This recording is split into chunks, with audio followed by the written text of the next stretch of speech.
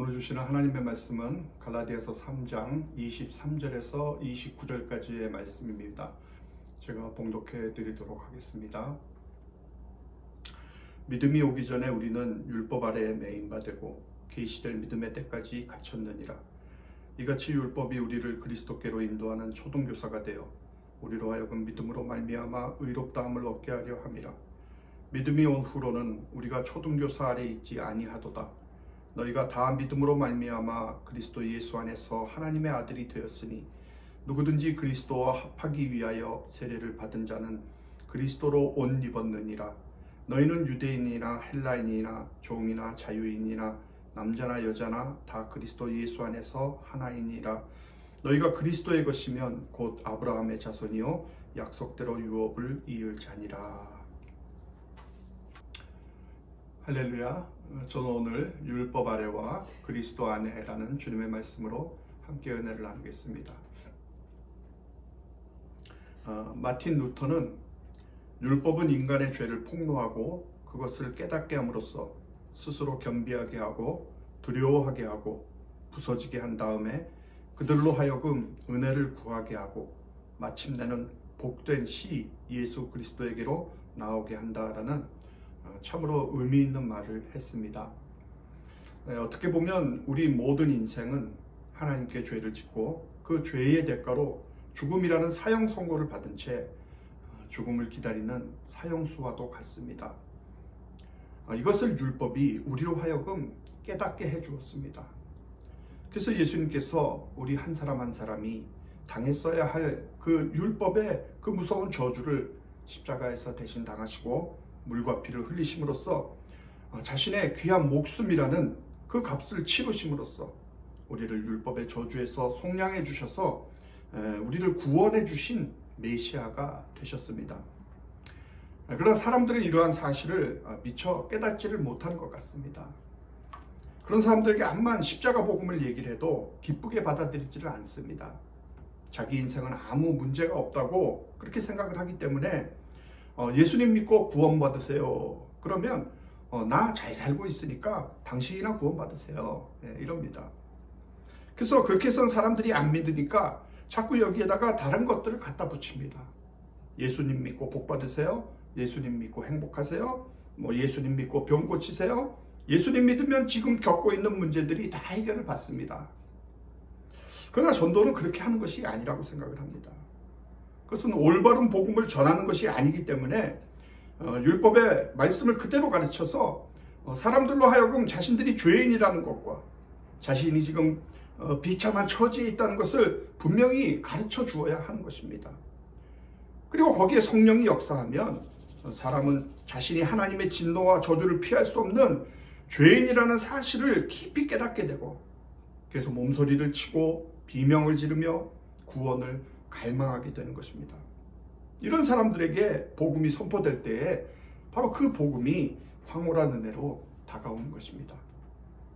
여러분, 복음의 은혜가 우리 마음을 사로잡으면 삶이 온통 은혜로 물듭니다. 복음으로 우리의 삶이 변하면 우리의 능력이 아니라 예수님이 우리를 위해서 행하신 일이 그것이 우리 삶의 중심으로 자리를 잡게 됩니다. 그럴 때 우리는 기꺼이 작아지고 그리스도는 영광스럽게 커지는 것입니다. 그렇기 때문에 우리는 우리 자신을 의지하면서 사는 삶이 아닌 예수님만을 의지하면서 사는 그런 삶으로 살아가게 되고 내가 대단한 존재가 되어보겠다고 발버둥 치는 그 삶의 모든 속박에서 벗어나서 우리가 갈망하는 모든 것이 예수 그리스도 안에 있음을 우리가 알고 자유로운 삶을 누릴 수가 있게 되는 것입니다. 이것이 바로 복음의 능력입니다. 그리고 이 사실을 알고 나면 기꺼이 우리는 우리가 희생할 수 있는 그 희생의 삶을 살 수가 있습니다. 그래서 가지지 못한 것을 얻으려고 애쓰기보다는 이미 가진 것을 더 깊이 알고 그것을 삶에 적용하려고 애쓸 때 진정한 신앙의 성장이 일어나게 되는데 이것이 복음의 진리인 것입니다. 오늘 사도 바울은 갈라디아 교인들이 생명의 길을 놔두고 죽음의 길로 접어드는 것을 차마 눈을 뜨고 볼 수가 없어서 이제 바울이 본격적으로 율법과 복음의 관계를 다루는 부분으로 들어가게 됩니다. 자, 지난 시간에 우리는 율법이 무엇인가에 대해서 배웠습니다. 율법은 근본적으로 좋은 것입니다. 하나님이 중보자 모세를 통해서 성도들에게 베풀어 주신 은혜의 선물입니다. 율법은 하나님의 백성들을 그리스도가 오시기까지 가능하면 안전하게 지켜주면서 죄가 한 사람을 위험한 곳으로 몰아가지 못하도록 이렇게 울타리 역할을 해줍니다. 그리고 그 울타리 안에서 하나님을 섬기게 도와주는 것, 그것이 바로 율법입니다. 그래서 사람이 이 율법 아래 살면 그 사람은 자기가 율법을 지키는 데 있어서 한계가 있다라는 것을 깨닫게 되고 자기가 죄인인 것을 깨닫습니다. 자기가 대단히 의로운 사람인 줄 알았는데 사실은 철저한 죄인이라는 것을 깨닫게 되고, 그로 인해서 가지 말아야 할 곳과 가야 할 곳이 분명해지는 그런 기준을 갖게 되죠. 무엇을 해야 되고 무엇을 하지 말아야 되는지를 배우게 되는 것입니다. 그리스도인이 주일날에 예배드리지 않고 엉뚱한 곳에 가 있으면 안 되지. 이것을 알게 해주는 것이 율법이고요. 거짓말을 하지 않으려고 애를 쓰면서 정직하게 살려고 하고 또 이웃의 것을 탐내지 않으려고 노력을 하는, 이것이 다 율법이 우리 안에서 우리의 양심을 작동시켜서 일어나는 일입니다. 근데 이 율법을 정직하게 지키면서 살려고 하면 할수록 그 사람은 자기 안에 또 다른 힘이 작동을 하고 있다는 것을 알아차리기 시작합니다. 그래서 자기는 솔직히 겉으로는 이웃의 것을 탐내지 않으려고 하지만 그러나 내 마음속에는 이웃의 것을 탐내는 마음이 있다는 것을 알게 돼요. 거짓말하지 말아야 한다는 것을 알지만 때로는 내가 살아남기 위해서 다른 사람에게 거짓말을 하고 있다는 것도 알아차리게 됩니다. 그렇기 때문에 가끔씩 내가 울타리를 넘어갔다가 남들 보지 않게 살짝 돌아오고 있다는 것도 그 자신이 압니다. 그래서 이 율법은 나로 하여금 하나님 앞에 회개하고 용서를 구할 수 있도록 그렇게 정직하게 해주고 용서받은 것에 대해서 감사하는 마음을 나에게 갖게 해줍니다. 이게 은혜죠. 그래서 이런 일을 통해서 사람이 자기의 실상을 알게 되는 것입니다. 그리고 점점 더 겸손해지게 되는 것입니다. 자, 그런데 율법이 우리 안에서 해줄 수 있는 일이 여기까지입니다. 그 이상을 넘어가질 못합니다. 여러분, 베드로를 보십시오. 3년 동안이나 예수님께 보고 듣고 배웠습니다. 그리고 예수님을 그리스도라고 고백을 했습니다. 그것 때문에 예수님께서 칭찬도 하셨어요. 예수님이 십자가에 달려 죽으신다고 하실 때는 내가 죽을지언정 주님을 부인하지 않겠다라고 이렇게 단호하게 장담을 했습니다. 그게 베드로의 진심이었습니다. 그렇지만 그는 결국 예수님이 보는 앞에서 나는 저 사람을 알지 못한다라고 이렇게 3번씩이나 부인을 했습니다. 그리고 나서 예수님과 눈과 눈이 마주쳤을 때 예수님이 하신 말씀이 생각나서 통곡을 했습니다. 그러나 그 통곡은 그를 한 발자국도 앞으로 나가게 해주지를 못했습니다. 그래서 요한복음 21장 3절에 보면 우리가 물고기나 잡으러 가자라고 자기가 3년 전에 버리고 갔던 그 삶의 자리로 되돌아갔습니다. 사랑하는 여러분, 이것이 바로 율법에 갇혀 사는 자들의 한계인 것입니다. 초등학문 아래 갇혀 있고 초등신앙 아래 갇혀 있는 자들의 한계인 것입니다. 오늘날 많은 성도들의 모습이 바로 이와 같습니다. 주일날 예배 자리에 나옵니다. 한두 가지 직분을 맡아서 교회를 섬깁니다. 자기가 죄인인 것을 알고 하나님께 용서를 구합니다. 때로는 진정성 있게 정말 하나님의 그 사죄의 은총에 감사 감격하며 삽니다. 세상 사람들과 다르게 못된 짓 하지 않고 자기 것이 아닌 남의 것을 탐내지 않고 선하게 살려고 노력을 합니다. 근데 세상 속에 살아가면서 또다시 알게 모르게 자신의 죄와 허물을 다시금 구하면서 사는 거예요. 그리고 하나님께 다시 와서 용서를 구합니다. 삶이 계속해서 뻗어나가지 못하고 제자리에서 맴돌고 있는 것이죠. 사도 바울은 갈라디아 교인들이 믿음도 갖고 율법도 지키는 것이 균형 잡힌 신앙이고 좋은 것이 아니냐라고 그렇게 우리가 생각할 수도 있는데, 저주를 받을지어다 라고 책망을 했습니다. 왜요? 이와 같이 예수님도 섬기고 율법도 섬기는 그런 그 믿음이 결국 이들을 믿음 없는 사람으로 만들어서 율법주의로 떨어지게 만들고, 그들의 신앙은 단 한 발자국도 앞으로 나가질 못한다는 것을 바울은 본 것이죠. 문제가 뭐냐 하면, 그것이 진정으로 자신의 인생을 향한 하나님의 뜻을 이루도록 도와주냐라는 것입니다. 저와 여러분들이 정말 이 부분에 있어서 하나님 앞에서 정직해야 됩니다. 지금 내가 믿고 있는 이 신앙의 패턴이 진정으로 내 인생을 향한 하나님의 뜻을 이룰 수 있도록 도와줄 수가 있느냐? 진정으로 하나님의 의를 세우도록 도와줄 수가 있느냐라는 것이에요. 율법은 절대로 내 인생을 향한 하나님의 뜻이 이루어지도록 도와주지를 못합니다. 뜻이 하늘에서 이룬 것 같이 땅에서도 이루어지이다라고 우리가 주님께서 가르쳐 주신 기도를 가지고 늘 기도를 하지만, 우리 인생에 하나님의 뜻이 완성될 수 있도록 율법은 우리를 도와주지를 못하는 것입니다. 자, 세상에 나가서 죄 짓고 이게 아니지 하고 돌아와서 용서 구하고, 주님이 용서해 주셨다라고 생각하고 마음의 위로를 받고는 다시 세상에 나가서 또 깨지고, 그래서 베드로처럼 또 통곡하고, 그리고 다시 주님한테 와서 또 용서를 구하고, 그러면서 마음에 천국과 지옥을 왔다 갔다 하면서 위로와 정죄감이 자기 안에서 떠나질 않고, 1년, 2년, 10년, 20년 인생의 세월은 자기를 기다려주질 않는데, 정작 주님 앞으로는 한 발자국도 나가지 못하는 그런 자기의 모습을 보면 섬기는데 기쁨이 없죠.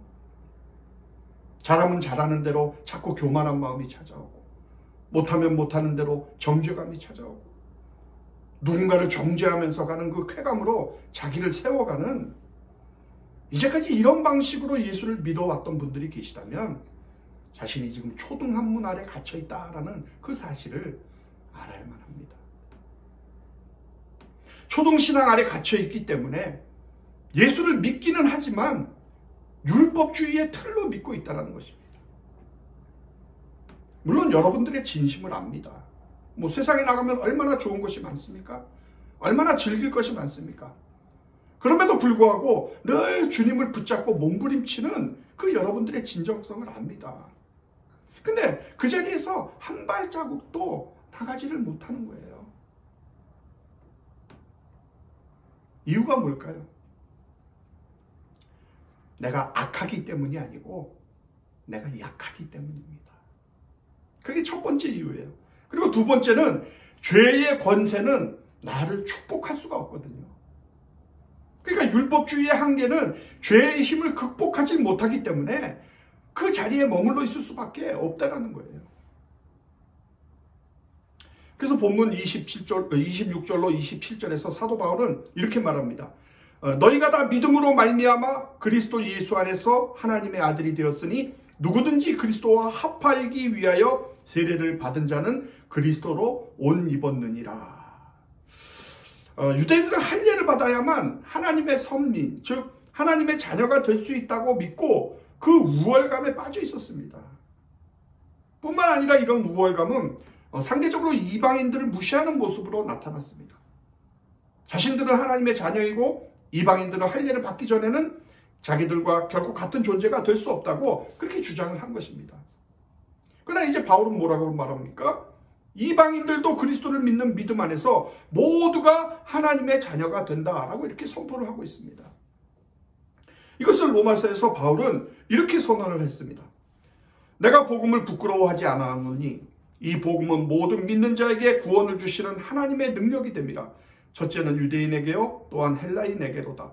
복음에는 하나님의 의가 나타나서 믿음으로 믿음에 이르게 하나니, 기록된 바 오직 의인은 믿음으로 말미암아 살리라 함과 같으니라. 곧 예수 그리스도를 믿음으로 말미암아 모든 믿는 자에게 미치는 하나님의 의인이 차별이 없느니라. 아멘.